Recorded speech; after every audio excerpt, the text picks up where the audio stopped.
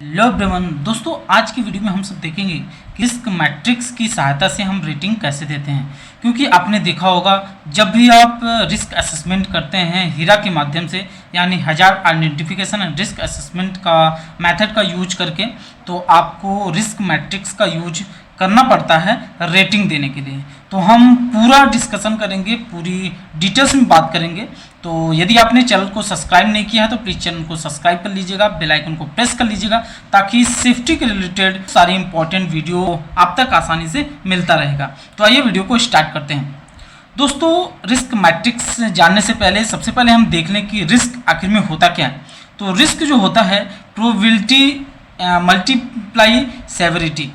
Probability को कभी कभी हम लाइक्लीहुड और सेवरिटी को हम कंसिक्वेंसेस बोलते हैं। तो ये जो प्रोबेबिलिटी या फिर लाइक्लीहुड है, तो इसका मतलब होता है कि एक्सीडेंट होने की कितनी संभावनाएं हैं, वो प्रोबेबिलिटी होता है। दूसरा क्या है, सेवरिटी। सेवरिटी का मतलब ये हो गया कि जो भी हम एक्टिविटी परफॉर्म कर रहे हैं, जो भी एक्टिविटी हम करने जा रहे हैं, उस एक्टिविटी करने में एक्सीडेंट जो होने वाला है, उस एक्सीडेंट से क्या इम्पैक्ट आएगा, कितना छोटा इम्पैक्ट होगा या फिर कितना बड़ा इम्पैक्ट होगा। दोस्तों, हमको पता है कि रिस्क मैट्रिक्स में 3 कलर होते हैं, जिसमें से green, yellow, red. Green represent to low risk, यानी जो भी ग्रीन रिप्रेजेंट करता है लो रिस्क को, येलो रिप्रेजेंट करता है मीडियम रिस्क को, और रेड जो होता है रिप्रेजेंट करता है हाई रिस्क को। तो जो लो रिस्क होता है यानी ग्रीन होता है, उसमें किसी भी एडिशनल रिस्क कंट्रोल मेजर्स की ज़रूरत नहीं होती है। जो मीडियम रिस्क होता है वो मॉडरेट एक्सेप्टेबल होता है, यानी उसमें कुछ हमको एडिशनल कंट्रोल मेजर्स लेना होता है। और यदि हाई रिस्क है, रेड है, तो आपको वो नॉट एक्सेप्टेबल, वो एक्सेप्टेबल नहीं होगा। आइए दोस्त, अब हम जान लेते हैं कि जो रेटिंग हम लोग देते हैं, तो वो किस प्रकार से रेटिंग देते हैं, किस सेवरिटी रेट, वो किस कंडीशन में हम 1 देंगे, किस कंडीशन में हम 2 रेटिंग देंगे, किस कंडीशन में हम 3 रेटिंग देंगे, और किस कंडीशन में 4 और 5 देंगे। आइए हम इसको भी देख लेते हैं बहुत इजीली तरीके से।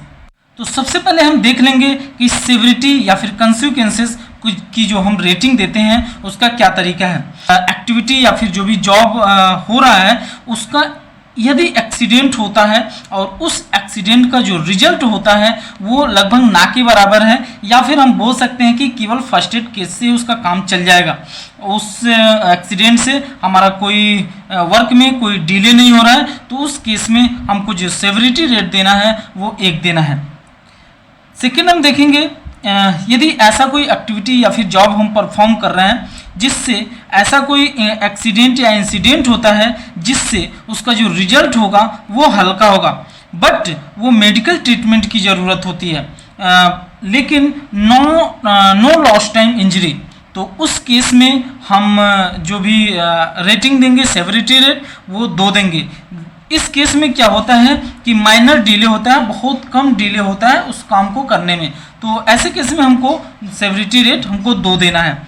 नेक्स्ट है कि ऐसा कोई एक्टिविटी या फिर जॉब परफॉर्म कर रहे हैं जिसमें जो एक्सीडेंट या फिर इंसिडेंट हो रहा हो, उसकी जो रिजल्ट आ रहा हो लॉस्ट टाइम इंजरी में कन्वर्ट हो जा रहा है। इसका मतलब ये है कि इस एक्टिविटी में रिजल्ट जो आएगा वो सीरियस डैमेज होगा, मॉडरेट डिले होगा।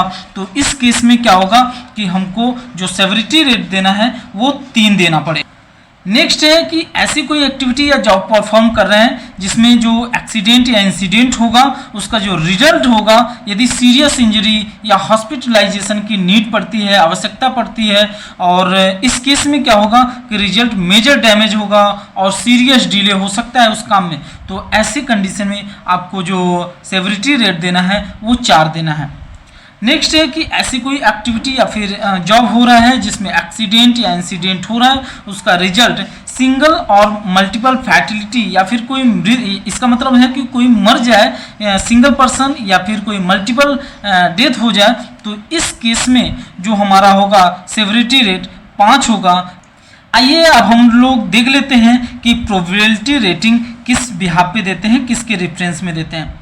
तो यदि कोई एक्टिविटी हो रही है और उस प्रकार की एक्टिविटी का एक्सीडेंट या फिर जो भी है इंसिडेंट पहले कभी नहीं हुआ है, तो उस कंडीशन में आपको जो प्रोबेबिलिटी रेटिंग देना है वो 1 देना है। नेक्स्ट है कि ऐसा कोई एक्सीडेंट या फिर ऐसा कोई एक्टिविटी कर रहे हैं जिसमें एक्सीडेंट पहले हो चुका है किसी इंडस्ट्री में, पर अपने साइट या फिर अपने दूसरे साइट पे नहीं हुआ है, तो इस केस में आपको प्रोबेबिलिटी रेटिंग जो देना है वो 2 देना पड़ेगा।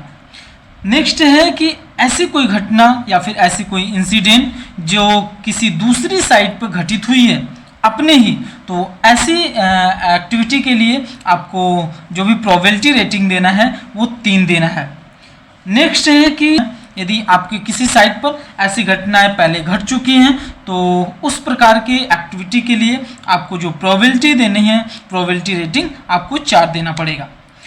नेक्स्ट है कि यदि ऐसा कोई एक्टिविटी हो रहा है जिससे एक्सीडेंट या इंसिडेंट हमारे साइट पर नियमित रूप से हमेशा होता रहता है, तो इस प्रकार से जो भी आपको प्रोबेबिलिटी रेटिंग देना होगा वो 5 देना होगा। सो फ्रेंड्स, आज आप सभी को बिल्कुल अच्छे तरीके से क्लियर हो गया होगा कि आपको जो सेवरिटी रेट या फिर प्रोबेबिलिटी रेटिंग आपको रिस्क मैट्रिक्स के हिसाब से देना होता है, उसका रेफरेंस क्या है, उसको कैसे देना होता है। तो आज के लिए इतना ही करता हूँ, मिलता हूँ नेक्स्ट वीडियो में एक अच्छे टॉपिक के साथ। तब तक के लिए टेक केयर, बाय बाय।